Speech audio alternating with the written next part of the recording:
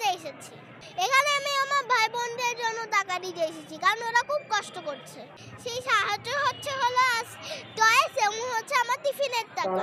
আমি বড় হয়ে আমেরিকার প্রেসিডেন্ট হতে চাই এবং বিশ্ববিখ্যাত সায়েন্টিস্ট হতে চাই। এখানে ছিল আমার 500 টাকা এবং কি টয়েস, আমার সব প্রিয় টয়েস, যেরকম ডাইনোসর আর এলিফ্যান্ট, যেগুলা দিয়ে আমি আগে খেলতাম, সেগুলো সব বন্য ক্লাবিটার মানুষের জন্য দিয়েছি। তারা খুব কষ্ট করছে, এই জন্য অনেক ভয়াবহ অবস্থা। এখানে দেখেছি সাপটাকে এখন ছেড়ে দেওয়া হয়েছে।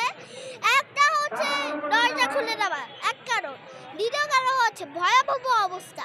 এটা যদি আমাদের বাংলাদেশে করে দেওয়া হয় তাহলে আমাদের কি অবস্থা হবে?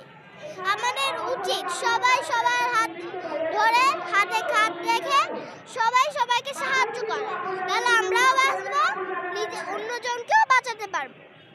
ওই দাবিগুলো আগেও বলেছি, এখনো বলছি, তোমাদের সামনেও বলেছিলাম। আমার প্রথম দাবি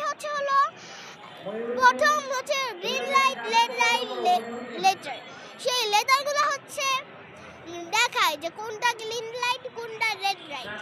সবসময় আমি একটা জিনিস খেয়াল করি, যখন রেড লাইট হয়, যখন আমরা লেটারের সামনে দাঁড়িয়ে পড়ি, তখন দেখি রেড লাইট, এইসবে মানুষ পার হচ্ছে। আর যখন লেটারের সামনে এসে দেখি যে যখন আমরা চলাচল করছি, তখন দেখি গ্রিন লাইট, যেই সময় মানুষের চলাফেরা করার সময়।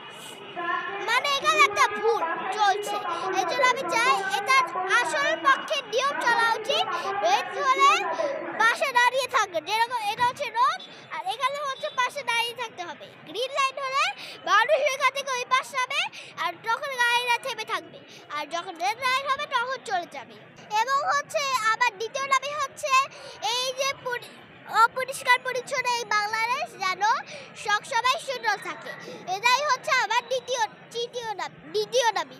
আর তৃতীয় দাবি যেন এই পৃথিবীর মানুষ, এই বাংলাদেশের মানুষ যেন একসাথে মিলেমিশে থাকে এবং সবচেয়ে ভালো মানুষের পাশে থাকে, এবং কি মানুষের সবসময় বিপদের পাশে দাঁড়ায়, অবিপদে যেন পাশে না দাঁড়ায়। না, এরকম মনের কথা আমি আগে কখনো শুনিনি। এই জন্মতে আমার ফার্স্ট। এইগুলা যারা আমাদের দেশে খুব খারাপ পরিস্থিতি করছে তারাই। আন্দোলনের সময় আমাদের করেছে ইন্ডিয়া।